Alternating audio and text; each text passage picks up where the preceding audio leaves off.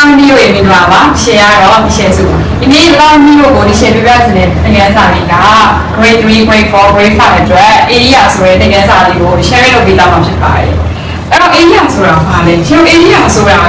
ပမာစတူရဲ့ရှယ်တို့မြေခွဲပြောပွဲရှယ်တို့ရှယ်ဝင်းတဝင်းရဲ့အတွင်းသားအကျယ်ကိုပြောတာဖြစ်အဲ့တော့ရှယ်တို့ဒီမှာဆိုလို့ရှိရင် rectangular ရှိရဲ့ဒီဘက်တစ်ဝက်ရဲ့ area အကျယ်ကိုရှယ်တူချကြည့်အောင်နော်အဲ့တော့ဒီ rectangular ချိန်မှာဆိုလို့ရှိရင်အနားရှည်တာကိုရှယ်က length လို့ပြောတယ်အနားရှည်တာက length ရှယ်တို့အနားတူတာက breadth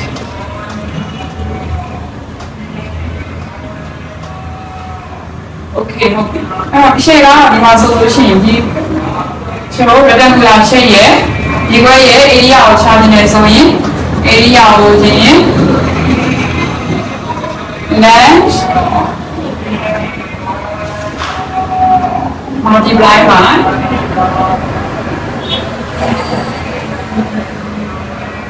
breadth ရှယ်တို့အလျားနဲ့အနိုင်ကိုဘာလို့ပြရမှာလဲဆိုရင် multiply လုပ်ပြရမယ်။အားမယ် breadth ကို b လို့ထားပါမယ်နော်။ let's go l ရှယ်က breadth ကို b လို့ထားလိုက်မယ်။အဲ့တော့တောင်းလို့ b လို့မှတ်ထားပြရမှာကရှယ်တို့ area ကိုလို့ချင်း length နဲ့ breadth နဲ့ကို multiply လုပ်ပြရမယ်။အဲ့တော့ရှယ်က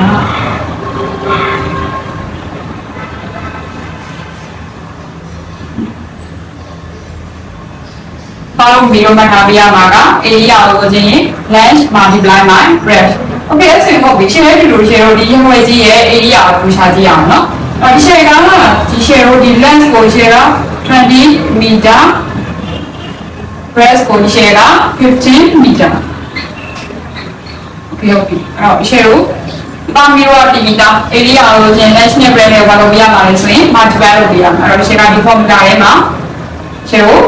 တမိုးလေးကိုစားနေရမယ်နော်အဲ့တော့ length က20 meter multiply by breadth က15 meter ပြီးတော့20နဲ့15နဲ့ multiply လုပ်တော့300အဲ့တော့မျိုးဒီမှာမှတ်သားပြရမှာကဒီရှယ်ဒီနောက်က unit တွေကို multiply လုပ်တဲ့အခါမှာဆိုရင် unit တွေရဲ့power အမြဲ1ရှိအဲ့တော့1 unit ကို multiply လုပ်ရင်တာမီတို့ကရှယ် power လေးကိုဘာလို့ပြရမှာလဲဆိုရင်ပေါင်းပြရမယ်အဲ့တော့ရှယ် area unit က meter square အဲ့တော့တာမီတို့က area unit က0 unit square ကိုမှတ်ထားပြရမယ်နော် okay ဒီခါချင်းတဲ့လူ square ပုံရှိတဲ့မြေခွဲတစ်ခွဲ area ကိုထူးခြားကြည့်ရအောင်နော်အဲ့တော့ကျွန်တော် square ချိန်မှာဆိုလို့ရှိရင် side တွေအားလုံးဖြစ်လဲဆိုရင် equal ဖြစ်တယ်အဲ့တော့ချိန်ကကျွန်တော် square ချိန်ရဲ့ length ကို40 meter ထားလိုက်မယ်ဆိုရင်ကျန်တဲ့ side အားလုံးကလည်း40 meter အဲ့တော့ length က40 meter ဆိုရင်ကျတော့ breadth ကလည်း40 meter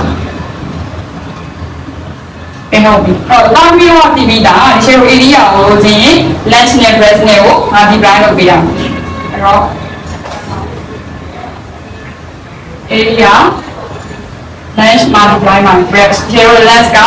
40 meter breadth ကလည်း40 meter ဒီရှယ် answer က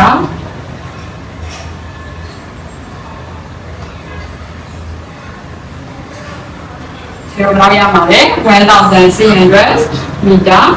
square ရှင်းနေနောက်တဲ့ဗီဒီယိုလေးစနေမှာတင်ပြကြမယ်နော် bye bye